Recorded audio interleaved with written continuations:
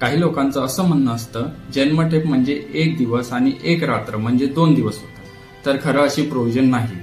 कायद्यात अशी प्रोव्हिजन आहे की ज्याला रिगलियस इम्प्रिझनमेंट दिली आहे तर त्याच्यामध्ये त्याच्याकडून महिनाभराचं काम करून घेतलं जातं आणि ते त्याने काम केलं आहे म्हणून महिन्याला 7 दिवस ही सूट दिली जाते. म्हणजे त्याने 1 महिना तुरुंगवास काढला की तो 1.25 महिना जेलमध्ये आहे असा कायदा म्हणतो. या हिशोबाने 4 महिने नंतर 1 महिना जास्त म्हणजे 5 महिने इम्प्रिझनमेंट मध्ये होता असा कायदा म्हणतो. याच हिशोबाने 1 वर्षाला 3 महिने एक्स्ट्रा भोगली आहे असं मानलं जातं. आणि मग 14 वर्षानंतर त्याच लिखापिढी केल्यानंतर स्टेट गव्हर्नमेंट एक विशिष्ट डेट फिक्स करते.